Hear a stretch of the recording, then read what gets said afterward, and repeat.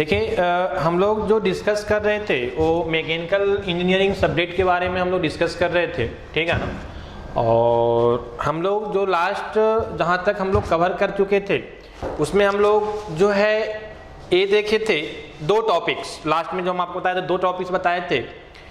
पहला हम आपको ये बताए थे कि PMM1 क्या होता है। PMM1 का मतलब perpetual motion machine is impossible. वो एक्चुअल में इम्पॉसिबल है, लेकिन क्यों इम्पॉसिबल है हम इसकी बात कर रहे थे, ठीक है ना।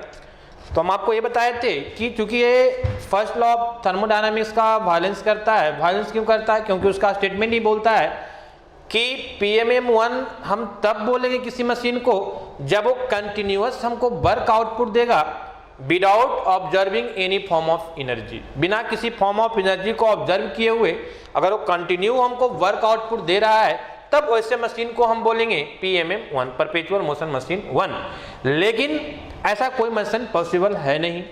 क्यों? क्योंकि फर्स्ट लॉ भी बोलता है कि full cycle summation of heat transfer is equal to summation of work transfer. मतलब हम जितना हीट देंगे उतना ही हमको वर्क मिलेगा।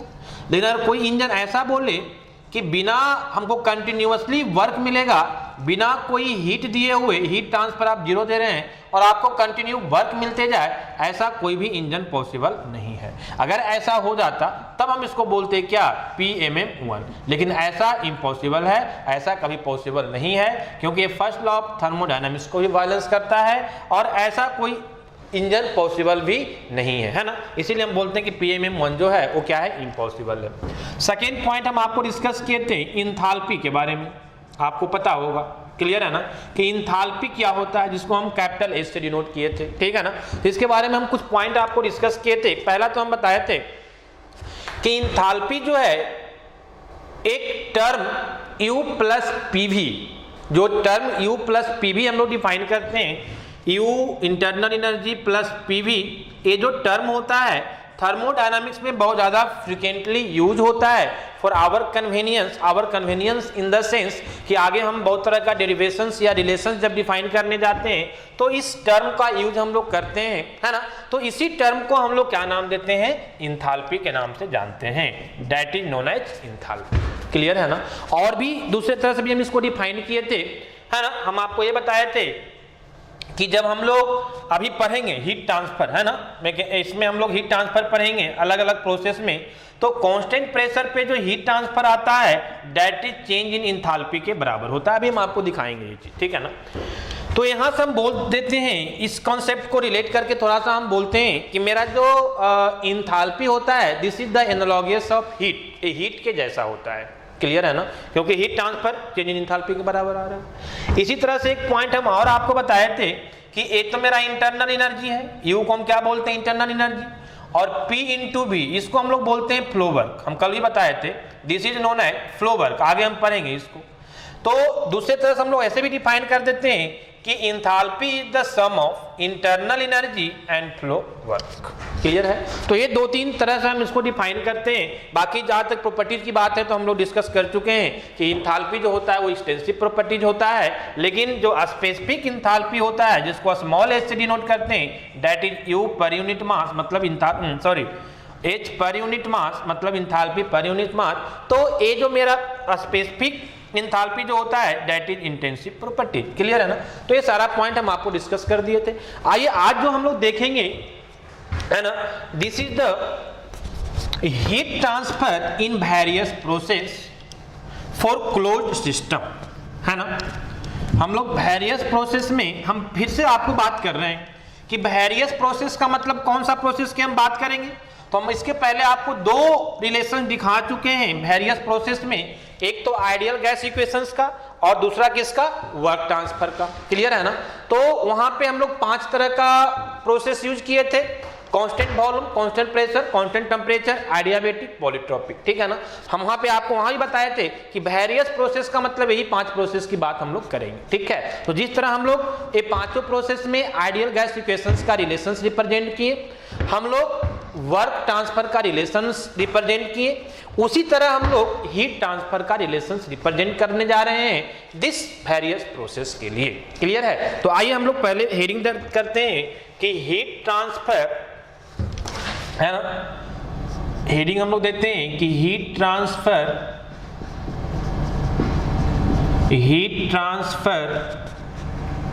in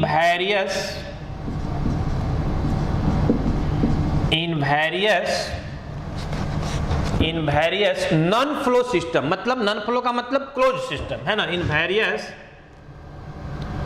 नॉन फ्लो, या इसी को बोल सकते हैं क्या, closed system, closed system process. ठीक है ना, ए डिफरेंट है ना, नॉन फ्लो और क्लोज सिस्टम प्रोसेस की हम बात करेंगे, है ना। तो वेरियस प्रोसेस का मतलब कौन कौन से, फिर से हम बात कर रहे हैं वही 5 प्रोसेस जो हम लोग डिस्कस कर चुके हैं। चलिए आइए, सबसे पहले हम फिर से आपको बात करते हैं फॉर कांस्टेंट वॉल्यूम, या इसी को हम लोग क्या बोलते हैं, आइसोकोरिक, याद होगा आप लोग को, आइसोकोरिक प्रोसेस। हम लोग किसके लिए हम लोग बात कर रहे हैं, सबसे पहले कांस्टेंट वॉल्यूम प्रोसेस के लिए। ठीक है ना, आइए देखिए, ध्यान दीजिए, इसके पहले हम आपको एक इक्वेशंस डिफाइन किए थे, याद कीजिएगा कि dq इज इक्वल टू है ना de प्लस dw, आपको याद होगा कल हम आपको डिफाइन किए थे, यही से हम इसको रिप्रेजेंट किए थे कि dq is equal to de plus dw को हम लोग क्लोज सिस्टम के लिए क्या लिख सकते हैं, तो pdv लिख सकते हैं। तो ये यहीं से रिप्रेजेंट किए थे, इसको और भी हम चेंज किए थे, कैसे चेंज किए थे, तो ये de जो है हम प्रूव किए थे कि ये du के बराबर हो जाता है, और यहाँ से जो इक्वेशन हमको मिलता है तो ये हो जाता है मेरा dq is equal to du plus dw। Clear है ना, और यहां से आप दूसरे फॉर्म में भी लिख सकते हैं कि फिर से dw को pdv लिख सकते हैं, तो dq is equal to du plus pdv। ये रिलेशंस हम कल आपको रिप्रेजेंट किए थे, है ना, हम आपको बताए थे कहां से आया था रिलेशंस, है ना। तो इसी रिलेशंस को यहाँ पे हम लोग क्या करेंगे, यूज करेंगे। बात समझ में आ रही है ना, इसी, क्योंकि हमको हीट ट्रांसफर निकालना है और हीट ट्रांसफर का रिलेशन से ही हमको डिनोट कर रहा है, तो अगर ए रिलेशंस यूज करें, ये करें, है ना, इसी में से हम कोई रिलेशंस को यूज करेंगे जिसका जहां हमको रिक्वायरमेंट होगा। क्लियर है? चलिए आइए देखते हैं, यहाँ पे ध्यान दीजिए, सबसे पहले हम बात कर रहे हैं फॉर कांस्टेंट वॉल्यूम प्रोसेस का। अब कांस्टेंट वॉल्यूम प्रोसेस का मतलब वॉल्यूम शुड बी कांस्टेंट, है ना। तो जब वॉल्यूम कांस्टेंट हो गया तो हम बोल सकते हैं कि मेरा चेंज इन वॉल्यूम कितना हो जाएगा, 0 हो जाएगा। ये एकदम माइंड में सेट कर लीजिएगा, जो बच्चे थोड़ा सा बेसिक कॉन्सेप्ट क्लियर नहीं होता है वो यहाँ भी कंफ्यूज करते हैं। हमेशा जब आपका कोई भी पैरामीटर कांस्टेंट हो जाए, कांस्टेंट हो गया मतलब उसका चेंज इन वैल्यू क्या हो जाएगा, 0, मतलब वो कांस्टेंट हो गया ना, वो चेंज ही नहीं कर रहा है। तो ये आपका डीवी क्या रिप्रेजेंट कर रहा है, चेंज इन वॉल्यूम, तो चेंज इन वॉल्यूम क्या हो जाएगा, 0 होगा। क्लियर ना। अब जो मेरा इक्वेशंस है हीट ट्रांसफर का, बी नो डैट, हम लोग पहले ये देख चुके हैं, बी नो डैट हम लोग पहले से ही जानते हैं कि heat transfer dq is equal to क्या होता है, तो यहां पे हम लिख सकते हैं कि du प्लस pdv, इस इक्वेशन को हम यूज कर सकते हैं, du प्लस pdv। क्लियर है ना, du इंटू pdv। अब बोलेंगे कि सर आप इस इक्वेशंस को क्यों यूज कर रहे हैं, तो हमको dv का यहाँ पे एक पता है वैल्यू, तो हम ऐसा इक्वेशंस को यूज करेंगे जिसमें dv का रिलेशन आएगा। क्लियर है ना, तो इसलिए dq इज इक्वल टू हम लोग du प्लस pdv लिखेंगे, इस इक्वेशंस को हम लोग यूज करेंगे, हम ऑलरेडी आपको कल डिस्कस कर चुके हैं। ठीक है, अब यहां से अगर हम वैल्यू को पुट करें तो dq इज इक्वल टू हमको क्या मिल जाएगा जी, तो dv का वैल्यू अगर हम 0 पुट करेंगे तो ये वैल्यू मेरा 0 हो जाएगा। तो हम लिख सकते हैं कि हीट ट्रांसफर लेकिन किस कंडीशन में, कांस्टेंट वॉल्यूम के लिए, heat transfer for constant volume process is equal to du तो रहेगा ही, तो ये आपका du है ना, du इंटरनल एनर्जी, चूंकि एग्जैक्ट डिफरेंशियल होता है इसीलिए हम इसको कट नहीं करते हैं, du है ना, और हीट ट्रांसफर वर्क ट्रांसफर को कट करके लिखते हैं क्योंकि वो क्या होता है, इनएग्जैक्ट डिफरेंशियल होता है, हम डिस्कस कर चुके हैं। तो कांस्टेंट वॉल्यूम पे heat transfer at constant volume क्या मिल जाएगा, तो change in internal energy plus P into DV. DV का वैल्यू कितना है, डीवी की जगह पे हम 0 लिख सकते हैं, तो P इंटू 0, और यहां से हमको मिल जाएगा heat transfer at constant volume process is equal to D, क्योंकि ए वैल्यू 0 हो जाएगा। तो ये हमको रिलेशंस आया फाइनली।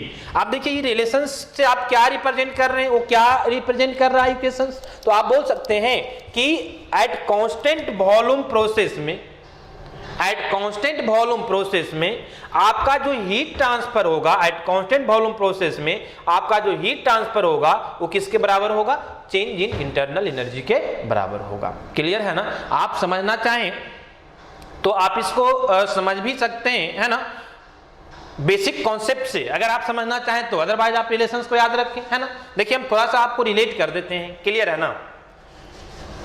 कहने का मतलब क्या हुआ, है ना, पहले इसको हम आपको एक कंडीशन जो डिफाइन होता है वो हम आपको रिप्रेजेंट कर देते हैं कि ये कहां पे यूज करेंगे, फिर हम आपको डायग्राम से थोड़ा सा समझा देंगे इसको, ठीक है। देखिए हम क्या बोलना चाह रहे हैं कि ए रिलेशंस में हम जो यूज करेंगे वो दो कुछ कंडीशन है, जैसे किसके लिए डिफाइंड होगा, क्लोज्ड सिस्टम के लिए, और किसके लिए, तो रिवर्सिबल प्रोसेस के लिए। क्यों, क्योंकि ये पीडीवी जो रिलेशन डिफाइंड होता है, DW is equal to PDV जो रिलेशन यूज होता है वो किसके लिए यूज होता है, रिवर्सिबल प्रोसेस के लिए होता है और क्लोज सिस्टम के लिए होता है, ठीक है ना। तो ये दोनों पॉइंट रहेगा। और तीसरा पॉइंट क्या आएगा कि फॉर कांस्टेंट वॉल्यूम, तो ये इक्वेशंस को हम वहीं पे यूज कर सकते हैं जहां पे मेरा क्लोज सिस्टम हो, रिवर्सिबल प्रोसेस हो और प्रोसेस कैसा हो, कांस्टेंट वॉल्यूम प्रोसेस हो। क्लियर है ना। तो हम लिख सकते हैं कि in constant volume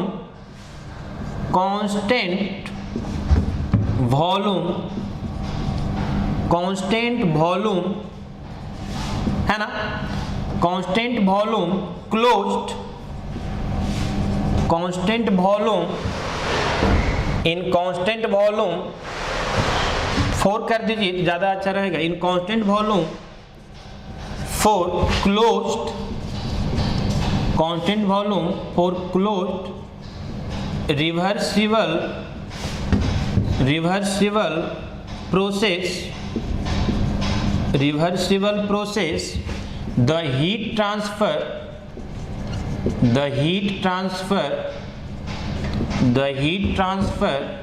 is equal to work transfer, is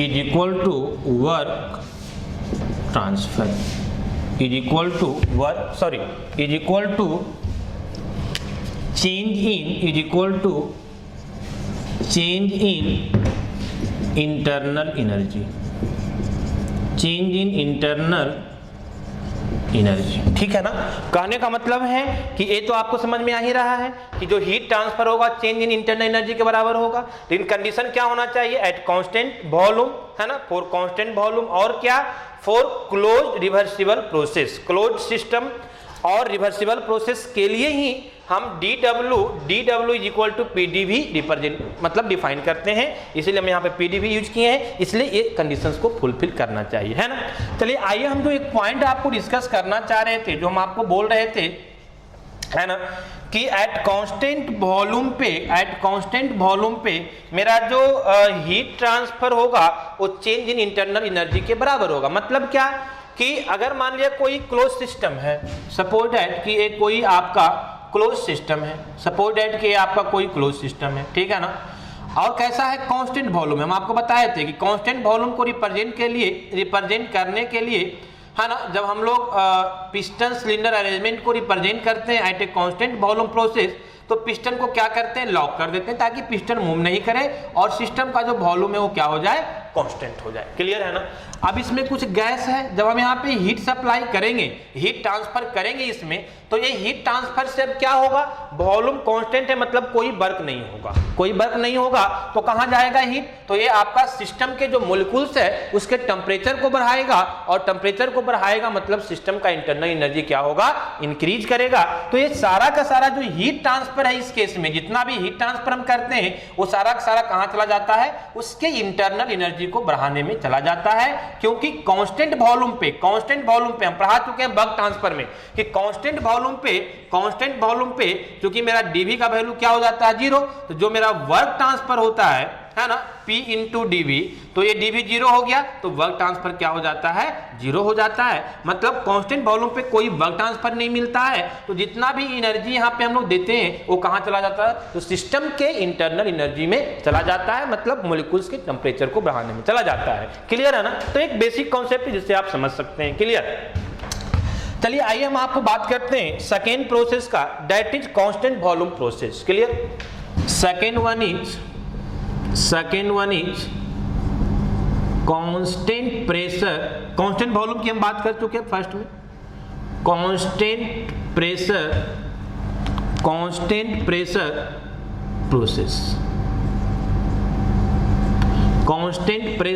process, ठीक है ना? देखिए यहां पे ध्यान दीजिए थोड़ा सा, कांस्टेंट प्रेशर प्रोसेस में मेरा प्रेशर क्या रहेगा, कांस्टेंट रहेगा, दैट इज वेरी क्लियर, है ना? मेरा प्रेशर क्या होगा, कांस्टेंट होगा। हम फिर से वही इक्वेशंस को यूज करेंगे, क्या कि heat transfer is equal to change in internal energy plus work transfer. Clear है ना?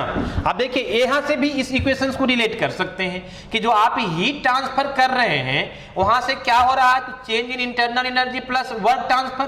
कांस्टेंट वॉल्यूम में वर्क ट्रांसफर कितना 0, तो वर्क ट्रांसफर 0, तो आपका किसके बराबर हो गया, heat transfer change in internal energy के बराबर हो गया। तो ये बहुत सिंपल कॉन्सेप्ट है, अगर आपका प्रीवियस लेक्चर का कॉन्सेप्ट आपको क्लियर है तो आप बहुत इजीली इसको समझ सकते हैं। और मैं बार बार आपको बोल रहा हूं, है ना, कि आप प्रीवियस लेक्चर को जरूर देखें, है ना? करंट प्रेजेंट लेक्चर को देखने के पहले आपको प्रीवियस कॉन्सेप्ट पता होना चाहिए, तभी आप इसको अच्छे से समझ सकते हैं, ठीक है ना? क्योंकि एक थर्मोडायनामिक जो सब्जेक्ट है बहुत रिलेटेड है। प्रीवियस आपको कॉन्सेप्ट क्लियर नहीं होगा तो आगे आपको प्रॉब्लम होगा।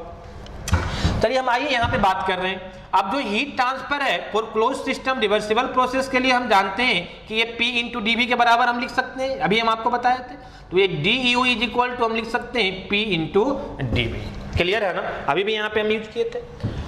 अब इसको हीट ट्रांसफर अगर हम बात करें, है ना, कि DQ इज इक्वल टू यहां से आप देखिए D को कॉमन ले सकते हैं, कंफ्यूज नहीं करना है, हम आपको डिस्कस कर देते हैं ऐसा क्यों, है ना? तो D को कॉमन ले लेंगे तो क्या बचेगा, P इंटू डीवी बचेगा। यस या नो? अब यहाँ पे बहुत बच्चों को कंफ्यूजन होता है कि सर हम यहाँ पे D को कॉमन क्यों ले रहे हैं, कॉमन नहीं ले सकते, बहुत सारा का कंफ्यूजन उनको रहता है कि कॉमन कैसे ले लिए। यहाँ पे D P के साथ नहीं है, B के साथ है। अब यहाँ पे आप D ले लिए तो ये DP और DV दोनों आ गया। बात समझ में आ रही है ना? तो कहने का मतलब कि यहाँ पे चूंकि पीक हम एट कांस्टेंट प्रेशर पे ले रहे हैं तो यहाँ पे हम कॉमन ले सकते हैं, उससे मेरा इक्वेशन चेंज नहीं होगा। जैसे मान लिया आप करेंगे तो आप डिफरेंशिएट करेंगे ही ना, P इंटू डीवी को डिफरेंशिएट करेंगे तो DP ये डिफरेंशिएशन क्या होगा, D और PV को क्या होगा, तो P into DV plus V और इंटू क्या DP। तो कांस्टेंट प्रेशर पे DP का वैल्यू कितना हो जाएगा, अगर कांस्टेंट प्रेशर पे हम बात करें तो DP का वैल्यू 0, तो वो जो आपको V इंटू डीपी का टर्म है वो तो अल्टीमेटली 0 हो जाएगा, तो क्या बचेगा, P इंटू डीवी बचेगा। तो कहने का मतलब फिर से आप P इंटू डीवी में ही आ जाएंगे। इसलिए हम यहाँ पे जो है क्योंकि कांस्टेंट प्रेशर होने के कारण हम यहाँ पे D को कॉमन ले सकते हैं, कंफ्यूज नहीं करना है, बेसिक कंफ्यूजन है। अब इसको हम आगे अगर बात करें तो देखिए हम कल आपको एक टर्म पढ़ाए थे इंथाल्पी, याद कीजिएगा, इंथाल्पी हम आपको पढ़ाए थे, है ना? बी नो डैट हम लोग जानते हैं ये चीज को, जानते हैं कि जो इंथाल्पी होता है that is internal energy plus P into V। Clear है? तो जहां U प्लस PV है वहां हम H लिख सकते हैं, तो हमको क्या मिल जाएगा कि DQ इज इक्वल टू, है ना, D और इसके जगह पे H, तो D into H DH। Clear है ना? एक किस कंडीशन में, एक कहीं भी नहीं हम लिख सकते हैं, कब, जब प्रेशर आपका क्या है, कांस्टेंट है। तो कहने का मतलब हुआ कि heat transfer at constant pressure is equal to DH का मतलब क्या, चेंज इन इंथाल्पी। बिल्कुल आपको कॉन्सेप्ट क्लियर होना चाहिए कि DH का मतलब हम लोग क्या समझते हैं, हम लोग समझते हैं चेंज इन इंथाल्पी। क्लियर है ना? DH का मतलब चेंज इन इंथाल्पी। तो यहां से कहने का मतलब ये हुआ कि हम बोल सकते हैं, है ना, सेम स्टेटमेंट आप यहां से लिख सकते हैं है ना, कि इन कांस्टेंट प्रेशर, यहां वॉल्यूम था यहां प्रेशर है, in constant pressure for closed reversible process, है ना, फॉर क्लोज्ड रिवर्सिबल, है ना, for closed system and reversible process, है ना, the heat transfer is equal to, है ना, change in internal energy. Similarly यहां से हम स्टेटमेंट लिख सकते हैं, इस स्टेटमेंट को हम यहां पे लिख देते हैं आपको, ठीक है ना, क्योंकि यह स्टेटमेंट बहुत इंपॉर्टेंट है। स्टेटमेंट अगर आपको याद नहीं है तो ये आप कंफ्यूज कर जाएंगे कि इस इक्वेशंस को हम कहां पे यूज करेंगे और कहां पे नहीं करेंगे। दिस इज वेरी क्लियर कि अगर प्रोसेस मेरा इरिवर्सिबल हो जाए तो हम वहां पे यूज नहीं कर सकते, है ना। तो कहने का मतलब है कि dq is equal to, dq जो है एट कांस्टेंट प्रेशर पे जो dH होता है that is change in enthalpy के बराबर। यहां से हम बोल सकते हैं कि eight constant pressure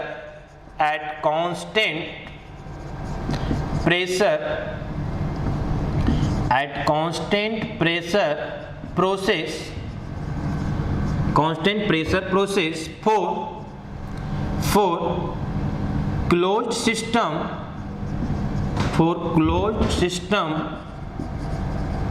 and reversible process, the heat transfer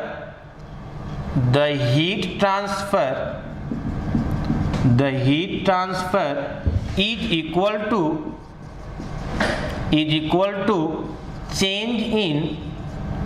change in enthalpy, is equal to change in enthalpy, ठीक है ना। तो कहने का मतलब है कि एक कांस्टेंट प्रेशर और कांस्टेंट वॉल्यूम, ठीक है, ये दो केस में हम आपको इसको डिस्कस करते हैं, क्लियर। तो है ना, आज इस क्लिप में हम यहीं तक आपको रखते हैं, नेक्स्ट वीडियो हम आपको बनाएंगे नेक्स्ट क्लास में, ठीक है, ओके।